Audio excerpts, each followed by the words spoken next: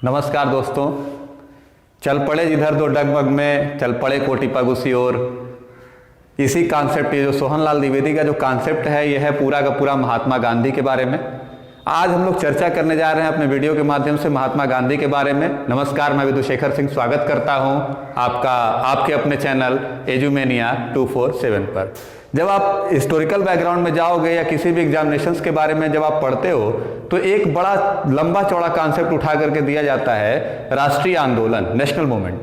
National movement बड़ा important topic माना जाता है, क्योंकि आप देखोगे कि मध्यकालीन इतिहास का वह भाग है या आधुनिक इतिहास का वह भाग है जहां से सबसे ज्यादा क्वेश्चन आजकल उठाए जा रहे हैं। 3 पार्ट में डिवाइड किया गया। शुरुआत जो होती है इसकी 1885 से, तो 1885 को उदारवादी युग माना जाता है। उदारवादी युग क्यों माना जाता है? क्योंकि उस समय पैरेलल चले, कोई भी किसी तरीके का विद्रोह नहीं हुआ। लेकिन उसके आगे जब आप बढ़ोगे 1905 में, तो 1905 में एक बहुत बड़ी घटना होती है जो कहीं ना कहीं हृदय विदारक घटना मानी जाती है पूरे भारतीय इतिहास की, और वो थी आपकी बंगाल विभाजन, जहां पर पहली बार सांप्रदायिक रूप देखने को मिला अंग्रेजों का, जहां पर अंग्रेजों ने बंगाल को विभाजित कर दिया हिंदू और मुस्लिम 2 भाग में। वहीं से उग्रवादी काल शुरू होता है और बाल लाल गोपाल की चर्चा होती है। आगे जब चलोगे तो राजनीतिक अजात शत्रु, डॉक्टर राजेंद्र प्रसाद ने बोला था भारतीय राजनीति का अजात शत्रु यानी महात्मा गांधी, यानी एक ऐसा व्यक्ति, एक बहुत बड़ा व्यक्ति आप कह सकते हैं, या इंटरनेशनल ग्लोबल लेवल पर एक बड़ा व्यक्ति कह सकते हैं, कि जिसने पूरे भारतीय राजनीति का अधिग्रहण कर लिया। और अधिग्रहण करने का कारण क्या था? सबको साथ लेकर के चलने की एक कला, सबको साथ लेकर के चलने की एक क्षमता, कि ना तो उनसे भगत सिंह, सुखदेव, राजगुरु वाली गोल कभी नाराज रही। मरने के बाद बहुत सारे अपवाद आए, उन पे चर्चा हम लोगों को नहीं करनी है। हम लोगों को चर्चा करनी है गांधी जी के जीवन परिचय पे। आज का पूरा वीडियो आपके बीच में लेकर के आया हूं गांधी के जीवन परिचय के बारे में। यानी हम बात करेंगे 1905 के आगे से, 1919 के आगे से, और 1947 तक जो पूरा का पूरा युग माना जाता है गांधी का। गांधी का युग क्यों माना जाता है? क्योंकि उस समय अंग्रेजों द्वारा लिया गया कोई भी डिसीजन या भारतीयों द्वारा लिया गया कोई भी डिसीजन बिना गांधी जी के संभव नहीं था। कारण क्या था? क्योंकि उनको जितना ज्यादा ब्रिटिशर्स मानते थे, उतना ही ज्यादा भारतीय जनता मानती थी, और उतनी ही ज्यादा राजनीतिक लोग भी मानते थे। गांधी का ये प्रभाव था भारतीय राजनीति पर। तो आज हम लोग चर्चा करेंगे गांधी जी के बारे में, कि जो अपवाद हैं उनको भी क्लियर किया जाएगा, जो चीजें आप उनके बारे में जानते हैं, पहले से भी जानते हैं, उनको थोड़ा सा और एक्सप्लेन करने की कोशिश करूंगा, और एग्जाम के पॉइंट ऑफ व्यू से भी क्या क्या क्वेश्चन बने हैं और क्या क्या क्वेश्चंस आने की संभावना है। क्योंकि अभी हमारे सामने बहुत सारे एग्जामिनेशंस हैं, यूपी पीसीएस के एग्जामिनेशंस हैं, एसएससी सीएचएसएल ने भी अपना कैलेंडर आपके सामने रख दिया है। उसके अलावा ब्लॉक एजुकेशन ऑफिसर, इस तरीके के, और जो लोग सीटेट में सामाजिक विज्ञान लेकर के चल रहे होंगे उनके लिए भी इंपॉर्टेंट टॉपिक हो सकता है। तो आज हम लोग केवल गांधी जी की बात करेंगे। जीवन परिचय दूंगा, छोटा सा जीवन परिचय दूंगा, जिससे ज्यादा से ज्यादा क्वेश्चन आने की संभावना है। तो चलते हैं महात्मा गांधी के बारे में एक विस्तृत चर्चा करते हैं। सबसे पहले हम लोग बात करते हैं महात्मा गांधी की। तो पूरा नाम अगर बात किया जाए तो मोहनदास करमचंद गांधी, कि अगर वास्तविकता अगर पूछी जाए तो महात्मा गांधी महात्मा तो उपाधि थी। अगर पूरा नाम लिया जाए तो मोहनदास करमचंद गांधी उनका वास्तविक नाम। आगे चलेंगे, जन्म तो पोरबंदर गुजरात, कि जन्म कहाँ हुआ था? तो जन्म स्थान था पोरबंदर गुजरात। और जन्म कब हुआ था? तो जन्म हुआ था उनका 2 अक्टूबर 1869।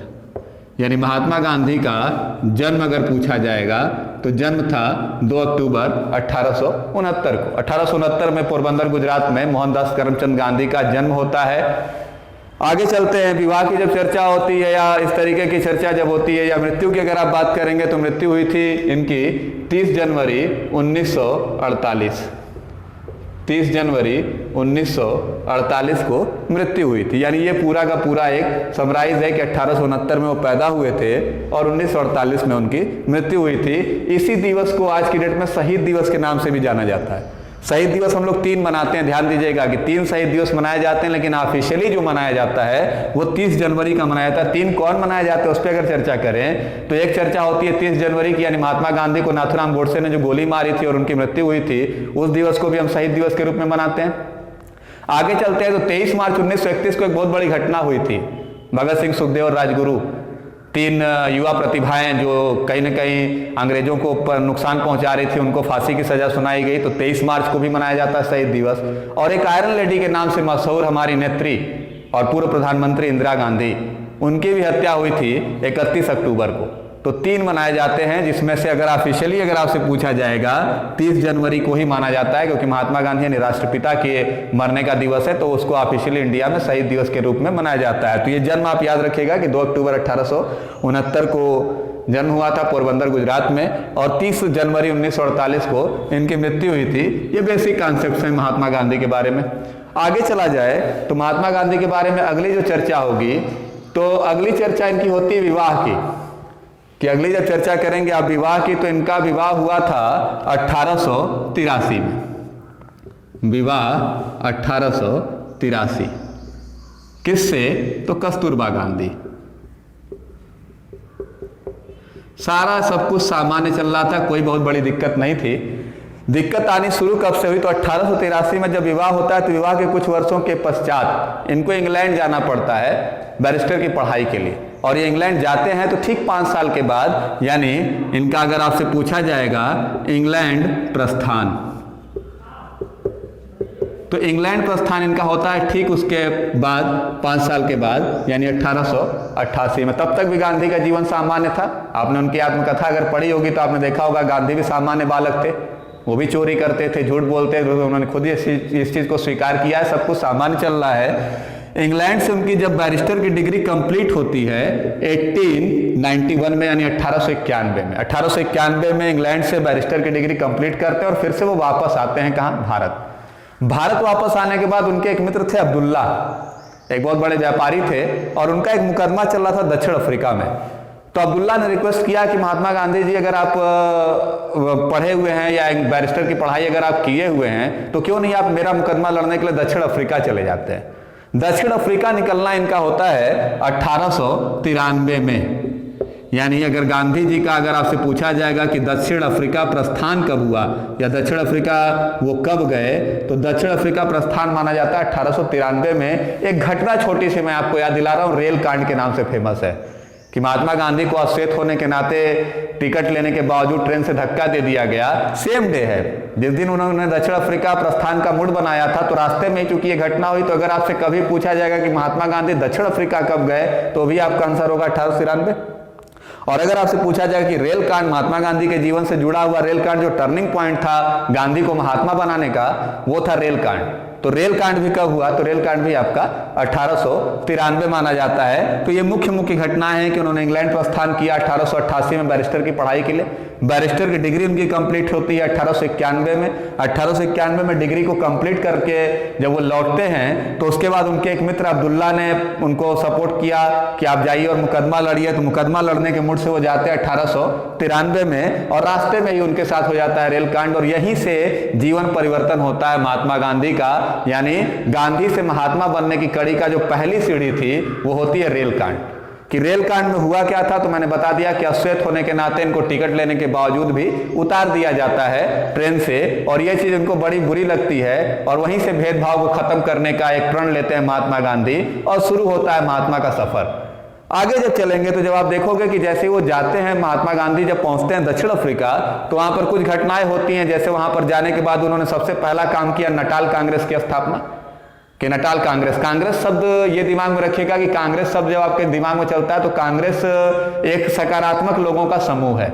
कि कांग्रेस शब्द का जब ओरिजिनल मीनिंग आप लेकर के चलोगे, तो कांग्रेस की मीनिंग एग्जैक्ट अगर जो होती है वो सकारात्मक लोगों का समूह। कई जगहों की संसद का नाम भी कांग्रेस है, तो कांग्रेस का मतलब एक राजनीतिक पार्टी आपके दिमाग में ना चले तो ये बेहतर है। तो कांग्रेस एक सकारात्मक लोगों का समूह है। तो इन्होंने नटाल कांग्रेस की स्थापना की, कहां पे? तो दक्षिण अफ्रीका में। उसके बाद कुछ आश्रम भी आए, जैसे टॉलस्टॉय फार्म और फिनिक्स आश्रम, इसकी भी स्थापना की। उसके बाद पहली बार अगर कहा जाए कि कौन से अधिवेशन में महात्मा गांधी पहली बार पार्टिसिपेट करते हैं, कांग्रेस यानी भारत के कांग्रेस की बात कर रहा हूं, कि भारत के कांग्रेस के किस अधिवेशन में पहली बार शामिल हुए, तो कांग्रेस का ऐसा अधिवेशन जिसमें प्रथम बार शामिल हुए थे, तो वो था आपका 1901। कि 1901 एक डेट आ गई कि जिसमें कांग्रेस में पहली बार इंट्रोड्यूस होते हैं महात्मा गांधी कांग्रेस के अधिवेशन में। तो ये गांधी जी का और कांग्रेस का पहला मिलन था, यानी कांग्रेस का पहला अधिवेशन था जहां पर ये शामिल हुए थे। और ये हुआ कब था, कहां था? तो 1901 में हुआ था, और ये हुआ था कलकत्ता में। तो कलकत्ता अधिवेशन में अगर आपसे पूछा जाएगा कि महात्मा गांधी कौन से अधिवेशन में पहली बार शामिल हुए, तो कलकत्ता अधिवेशन था जिसमें महात्मा गांधी पहली बार भारतीय कांग्रेस के अधिवेशन में शामिल हुए थे। फिर से याद दिला रहा हूं कि विवाह हुआ 1883 में किससे? कस्तूरबा गांधी से। इंग्लैंड प्रस्थान हुआ 1888 में किस लिए? तो बैरिस्टर की पढ़ाई के लिए। 1891 में डिग्री पूरी होती है और वापस लौटते हैं भारत। किसके मुकदमे के लिए जाते हैं दक्षिण अफ्रीका? तो अब्दुल्ला जो उनका करीबी मित्र था उसके कहने पर वो दक्षिण अफ्रीका प्रस्थान करते हैं और सेम डे रेलकांड होता है। उसके बाद वहां पर जाने के बाद नटाल कांग्रेस, फिनिक्स आश्रम और टॉलस्टॉय फर्म की स्थापना करते हैं। उसके बारे में भी और चर्चा करूंगा। अधिवेशन इन्होंने, पहला अधिवेशन जो कांग्रेस का था जिसमें गांधी जी ने पहली बार पार्टिसिपेट किया था, वो था आपका 1901 का कलकत्ता अधिवेशन। उसके अलावा अगर आप बात करेंगे तो दो चर्चाएं और होती हैं। एक चर्चा होती है आपकी महात्मा गांधी के राजनीतिक गुरु की, कि महात्मा गांधी का राजनीतिक गुरु कौन था। तो आप दिमाग में रखिएगा कि महात्मा गांधी का राजनीतिक गुरु माना जाता है गोपाल कृष्ण गोखले को। गोपाल कृष्ण गोखले मानने का कारण क्या है कि गोपाल कृष्ण गोखले को राजनीतिक गुरु क्यों माना जाता है? क्योंकि महात्मा गांधी और कांग्रेस का मिलन कराने वाला जो व्यक्ति था वो थे आपके गोपाल कृष्ण गोखले, यानी राजनीति में उतरने का और राजनीति में किस तरीके से चलना है इस तरीके की शिक्षा देने वाला जो व्यक्ति, वो थे आपके गोपाल कृष्ण गोखले। तो राजनीतिक गुरु माना जाता है। और प्रमुख शिष्य की बात करोगे कि महात्मा गांधी के शिष्य की बात करोगे तो जो सबसे बड़ा नाम आता है वो नाम आता है आपका मीराबेन। हालांकि मीराबेन वास्तविक नाम नहीं था, मीराबेन नाम दिया गया था महात्मा गांधी द्वारा ही, कि मीराबेन जो नाम दिया था वो महात्मा गांधी ने ही दिया था। वास्तविक नाम की अगर बात किया जाए तो मीराबेन का वास्तविक नाम था मैडलिन स्लेड। मैडलिन स्लेड, ध्यान दीजिएगा कि गुरु के तौर पर मैंने बताया गोपाल कृष्ण गोखले और शिष्य के तौर पे बता रहा हूं कि जो सबसे प्रमुख शिष्य मीराबेन, और मीराबेन का वास्तविक नाम मैडलिन स्लेड। और मैडलिन स्लेड का नाम मीराबेन रखा किसने था? तो खुद महात्मा गांधी जी ने मीराबेन का नाम दिया था। बेन शब्द गुजरात में बहन के लिए यूज होता है, तो मीराबेन इसी वजह से शब्द यूज किया गया था मैडलिन स्लेड के लिए। आगे जब आप चलेंगे तो चर्चा होगी महात्मा गांधी के बारे में, और आगे जब आप चलोगे तो चर्चा होगी महात्मा गांधी की पुस्तकों के बारे में, कि मुख्य मुख्य पुस्तकें। तो सबसे जो इंपॉर्टेंट है, जो लगातार पूछी गई है, वो है महात्मा गांधी की आत्मकथा सत्य के साथ मेरे प्रयोग, कि सत्य के साथ मेरे प्रयोग आत्मकथा मानी जाती है। इसमें महात्मा गांधी ने अपना खुद का जीवन परिचय दिया है, इसलिए ऑटोबायोग्राफी मानी जाती है। तो पुस्तकों की अगर बात किया जाए तो पुस्तकें नंबर 1 पे आप उसी को रखोगे, सत्य के साथ मेरे प्रयोग।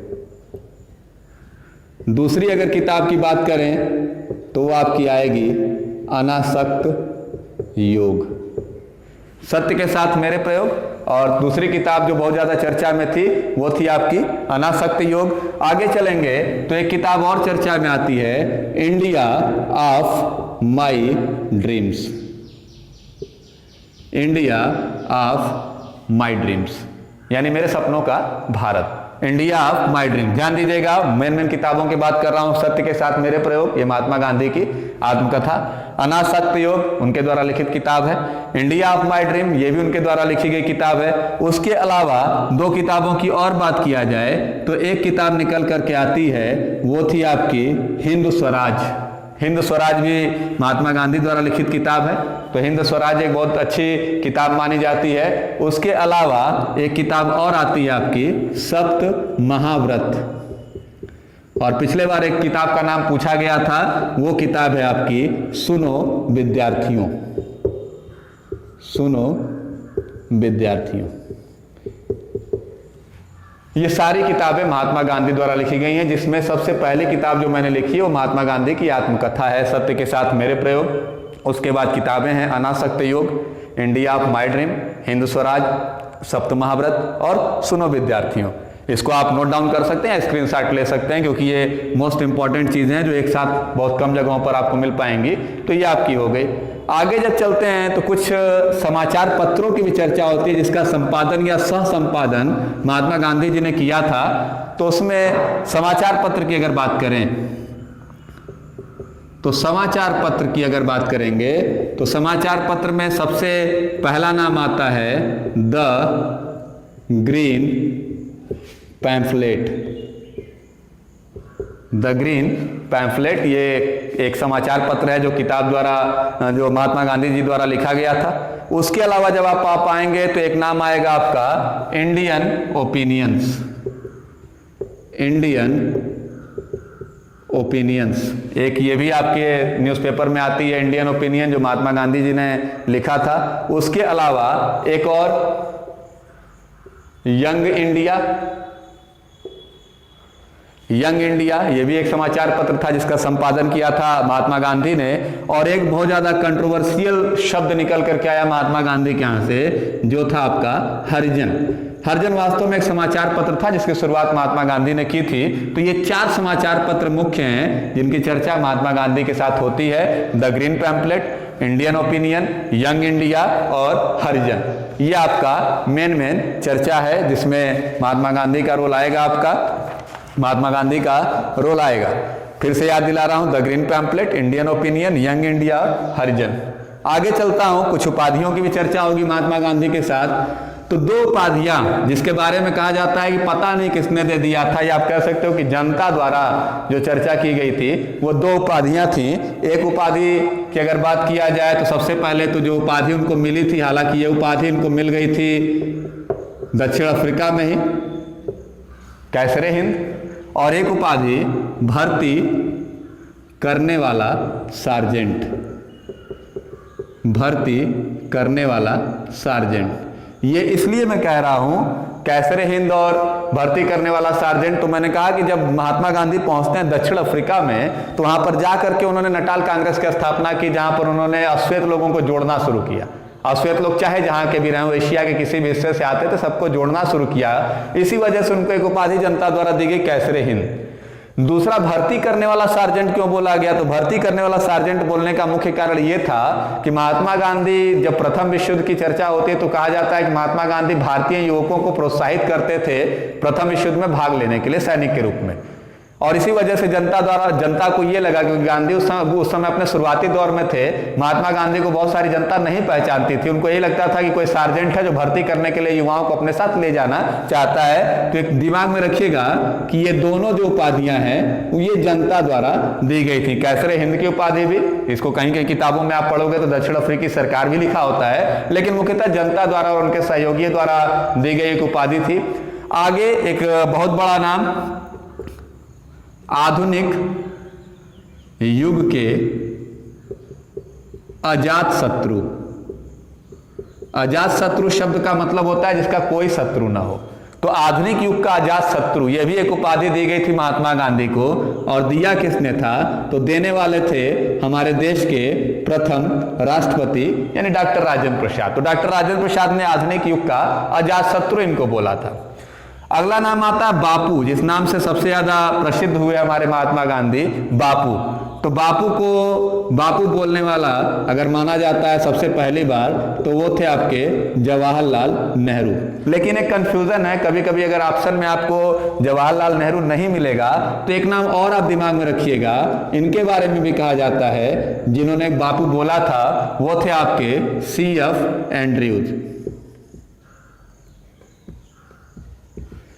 CF एंड्रयूज ये भी आपके माने जाते हैं। दूसरी चर्चा होती है कि जब गोलमेज सम्मेलन में बापू पहुंचते हैं तो दक्षिणपंथी जो सबसे बड़ा नेता था ब्रिटिश साम्राज्य का, विंस्टन चर्चिल, उन्होंने बापू को एक नाम दिया था देशद्रोही फकीर, अर्धनंगा फकीर। तो ये भी नाम आता है। सबसे ज्यादा पूछा जाने वाला क्वेश्चन ये भी है, तो विंस्टन चर्चिल की भी चर्चा होगी कि देशद्रोही फकीर किसने बोला। तो देशद्रोही फकीर पहली बार बोला था किसने? तो विंस्टन चर्चिल ने। अगला नाम आता है भिखारियों का राजा। भिखारियों का राजा, तो भिखारियों का राजा बोला था इनको पंडित मदन मोहन मालवीय। पंडित मदन मोहन मालवीय, इन्होंने पहली बार भिखारियों का राजा शब्द भी यूज किया था। और एक नाम और आता है, मैं ऊपर लिख देता हूं, one man boundary force. One man boundary force, यह शब्द यूज किया था महात्मा गांधी के लिए लॉर्ड माउंटबेटन ने। लॉर्ड माउंटबेटन ने। और उसके अलावा जो सबसे ज्यादा चर्चित नाम है महात्मा, तो सबको पता होगा कि महात्मा नाम दिया था रविंद्रनाथ टैगोर ने, और लास्ट नाम मैं लिख रहा हूं यहां पर राष्ट्रपिता, कि राष्ट्रपिता की उपाधि किसने दी थी, तो वो थे आपके सुभाष चंद्र बोस। ये कुछ उपाधियां हैं जो महात्मा गांधी को अपने जीवन काल में दी गई थी। फिर से याद दिला रहा हूं, सबसे पहली उपाधि जो प्रथम विश्व युद्ध के दौरान दी गई थी वो थी आपकी कैसरे हिंद और भर्ती करने वाला सार्जेंट। उसके बाद आधुनिक युग के अजातशत्रु, ये नाम दिया था आपका डॉक्टर राजेंद्र प्रसाद ने। उसके बाद बापू, तो जवाहरलाल नेहरू और CF एंड्रूज, इन दोनों लोगों पे चर्चा होती है, दोनों नामों की चर्चा होती है। देशद्रोही फकीर विंस्टन चर्चिल गोलमेज सम्मेलन के दौरान इन्होंने बोला था। भिखारियों का राजा पंडित मदन मोहन मालवीय ने बोला था। और उसके आगे चलें तो लॉर्ड माउंटबेटन ने इनको वन मैन बाउंड्री फोर्स, कि वन मैन बाउंड्री फोर्स के नाम से किसने बोला था, तो लॉर्ड माउंटबेटन। महात्मा की उपाधि तो रविन्द्रनाथ टैगोर। ध्यान दीजिएगा कि महात्मा को महात्मा की उपाधि रविन्द्रनाथ टैगोर और रविन्द्रनाथ टैगोर को गुरुदेव की उपाधि महात्मा गांधी ने, यानी दोनों लोग आपस में एक दूसरे को उपाधियां दिए थे, कि उन्होंने उनको महात्मा बोला था, रविन्द्रनाथ टैगोर ने बापू को महात्मा बोला था और बापू ने भी उनको गुरुदेव की उपाधि दी थी। तो ये दोनों क्वेश्चन एक साथ सिमिलर आपके तैयार हो जाएंगे। राष्ट्रपिता की उपाधि सुभाष चंद्र बोस ने दी थी। तो ये उपाधियां होंगी, इनको भी आप नोट डाउन कर लीजिए या स्क्रीनशॉट आप ले सकते हैं। आगे चल रहा हूं कि कुछ आश्रमों के बारे में अगर चर्चा किया जाए तो कुछ आश्रम, जैसे मैंने शुरुआत में बता दिया था कि उन्होंने 2 आश्रम जो थे वो शुरू किए थे दक्षिण अफ्रीका में भी। दक्षिण अफ्रीका में 2 आश्रमों की शुरुआत उन्होंने की थी। पहला आश्रम था टॉलस्टॉय, जिसको टॉलस्टॉय फार्म बोला जाता है, और दूसरा था आपका फिनिक्स। ये दोनों आश्रम उन्होंने शुरू किए थे दक्षिण अफ्रीका में। बस ध्यान दीजिएगा कि एक था आपका जोहान्सबर्ग में